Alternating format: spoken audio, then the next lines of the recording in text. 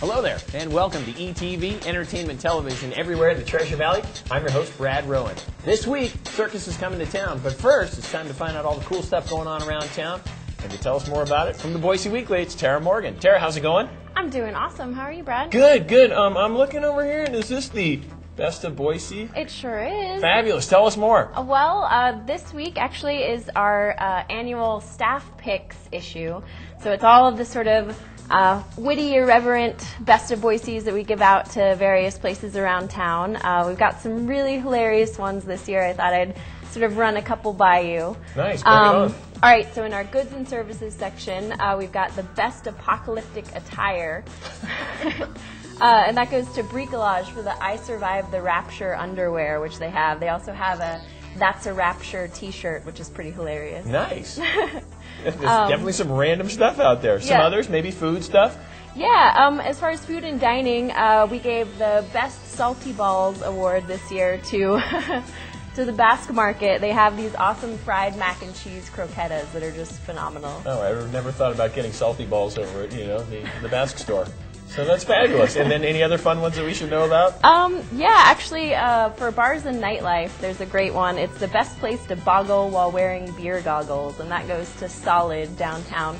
They have a really great board game selection in addition to some super awesome, local microbrews on tap. I was going to say, what's boggling? And then I'm like, wait a minute, the little, yeah, shake the game, 'em up you game. shake it, there yeah. you go. Okay, it's 80s throwback, Totally. Very cool. Well, awesome. Well, that sounds great. Yeah, so that's on stands this week, and then next week is our famous Reader's Choice edition, which hits stands on the 28th. So. Awesome. And I tried to vote 10 times, but I got shut down. One time per person, right? Yep. Oh, we'll look forward to that next week. Well, that sounds awesome. Let's check out the community events then.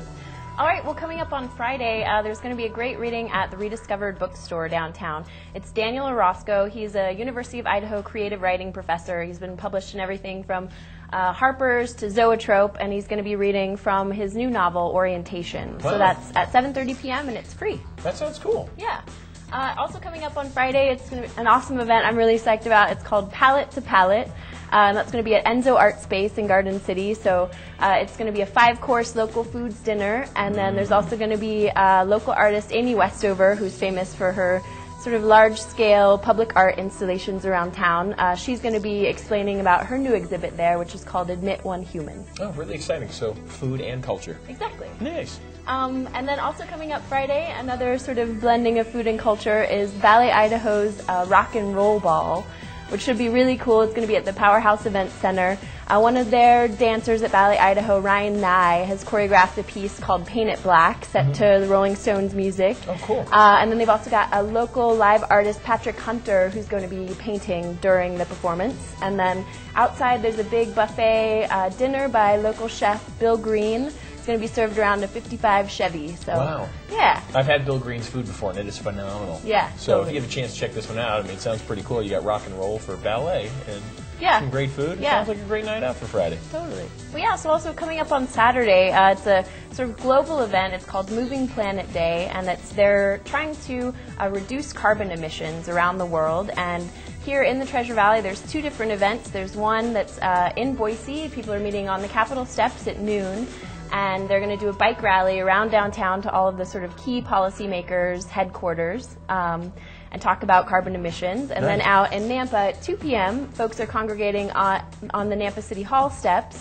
And then they're going to all bike over to 18th Avenue South for sort of a street party with food and live music. It should be a lot of fun. Very cool. Entertainment with a cause. Exactly. Good deal. Then coming up on Sunday should be a really neat event. It's the Boise Curling Club. They're having their fall open house at Idaho Ice World. So that's going to be, curling. I'm just laughing at this. So, bring your brooms and your big heavy rock things, right? Actually, those will be provided for you by the Curling Club. Yeah. That's just wonderful. I know. Basically they just want you to dress in street clothes with comfortable shoes to kind of scuff around on the ice, and they'll show you all the basics of curling.